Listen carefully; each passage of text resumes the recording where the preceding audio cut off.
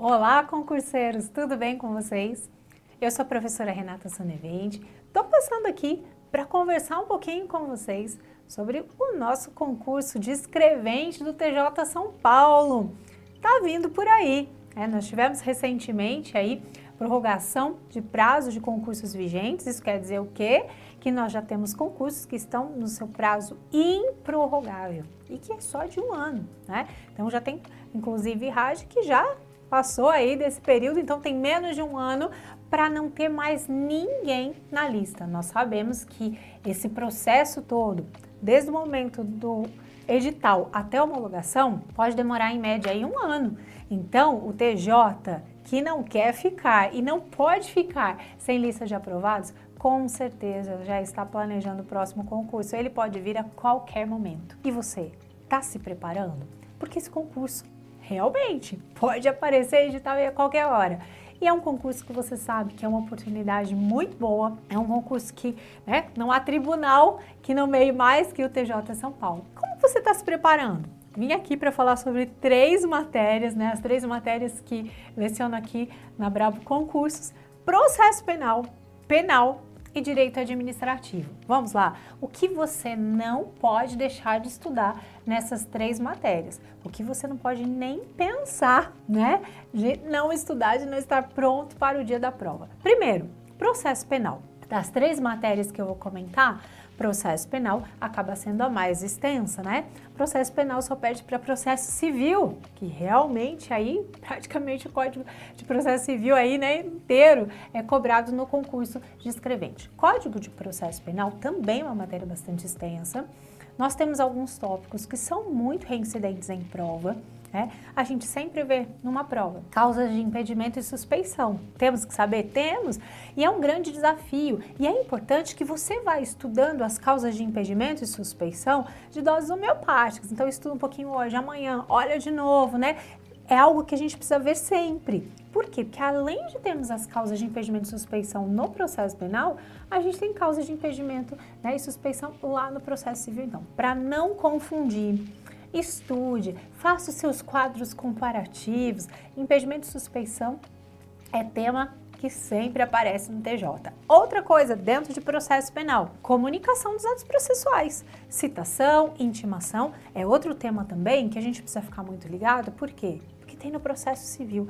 Esses temas que a gente encontra no processo penal e no processo civil, nós precisamos fazer um estudo periódico desses temas, E o mais importante, depois que você estudar esses temas no processo penal, estudar no processo civil, faça quadros comparativos, Compare, olha, a citação no processo civil ocorre dessa forma, A regra é a citação aí por citação eletrônica, por mensagem eletrônica.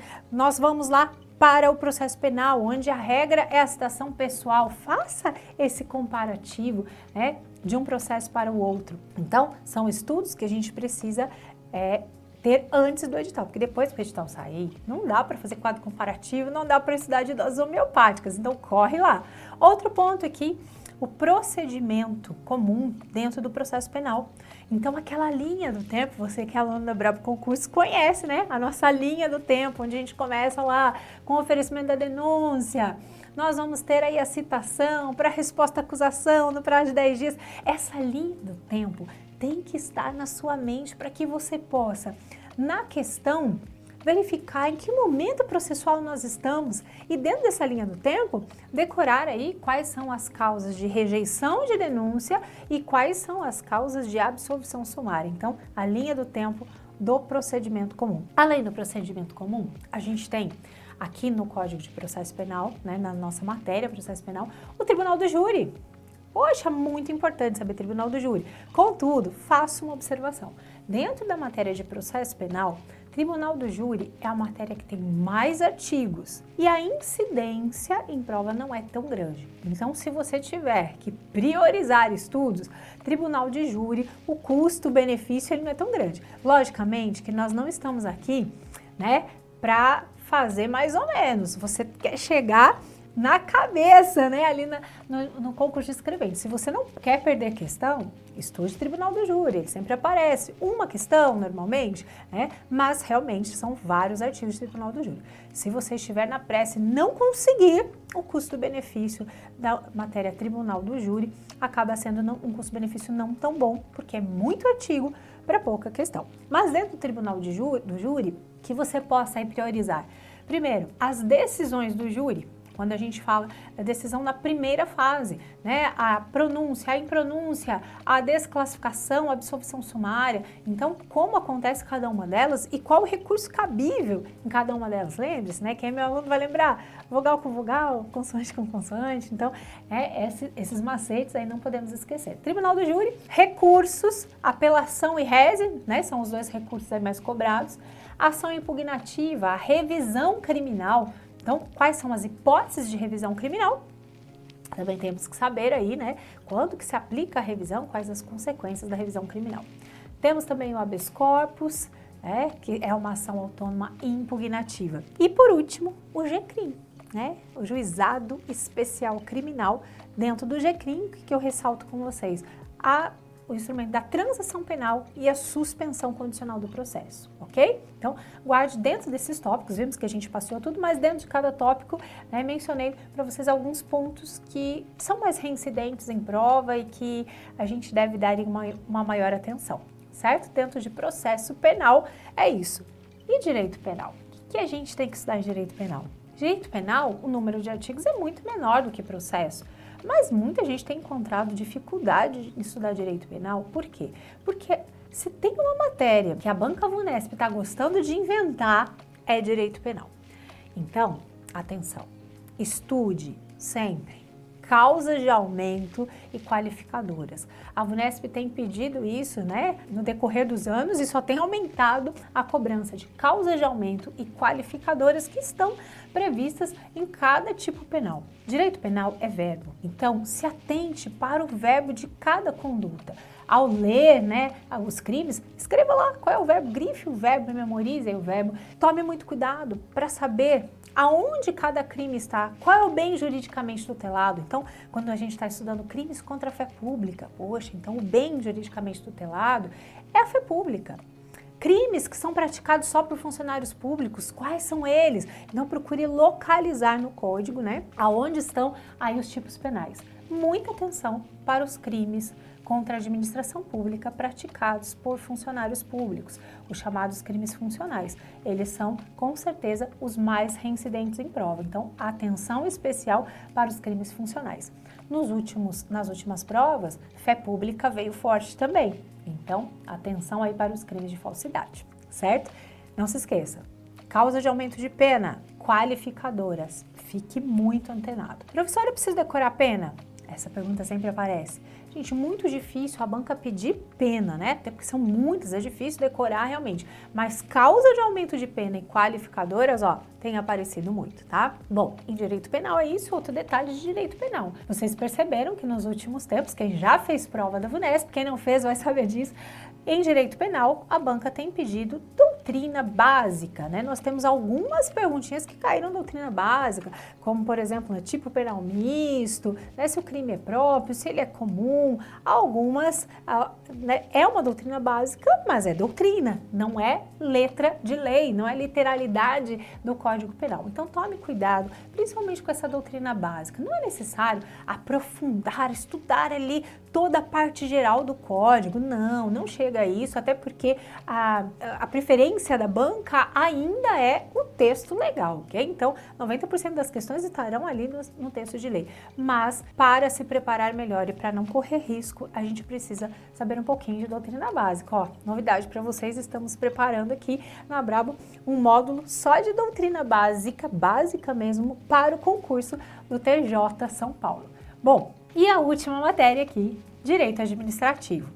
Dessas três, né, que estou citando para vocês, acaba sendo a que tem menos dificuldade, eu acredito nisso, né? Então aparece assim a que tem menos dificuldade. Contudo, nós precisamos estar muito ligados nas novidades, né? Então, a lei de improbidade, as alterações, muito cuidado aí com os dispositivos que foram declarados inconstitucionais. Então, lei de improbidade, muita atenção, principalmente quem estudou com lei de improbidade anterior, né? Cuidado para não fazer essa confusão. Então, lembre-se sempre de olhar as sanções aplicadas aos atos, né, improbos. Então, a pessoa praticou, o agente praticou um ato improbo. Qual é a sanção?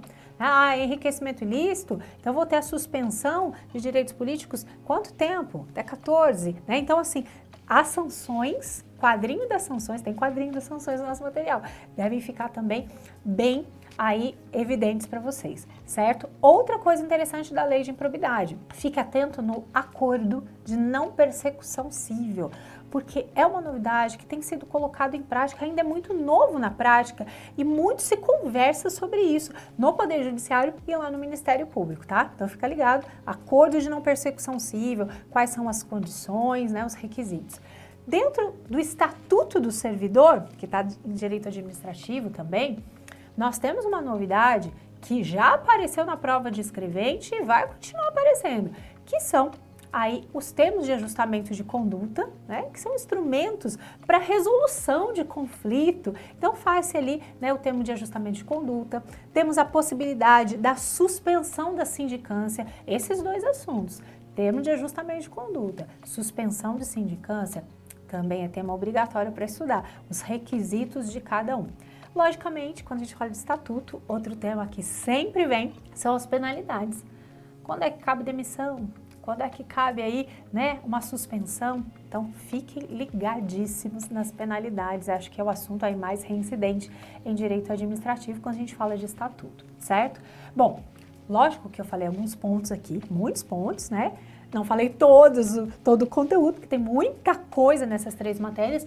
Esses pontos são aqueles pontos que a gente vê assim, olha, prova sim, prova sim, prova sim, eles aparecem. Então, atenção para as novidades, sempre. Mas se você quer gabaritar, né, ou então quer fazer uma pontuação muito alta, a matéria de direito é uma matéria que nos ajuda. Por quê? Porque o edital do TJ é um edital bem fechadinho, nós temos lá artigo por artigo, né? Se tem uma matéria que a gente pode exaurir, são as matérias de direito. Então, não deixe, né, para perder uma questão de direito, não. Então, estude a lei seca, o estudo da lei seca é primordial. Quando eu digo lei seca, né, o texto legal, né, e também busque as videoaulas explicando, principalmente, né, como que a gente aplica a lei em casos apresentados, casos hipotéticos, porque a Banca Vunesp está trabalhando muito com isso. Ela traz um probleminha e ela vai perguntar para você, ó, isso aqui é crime, que crime é esse, né?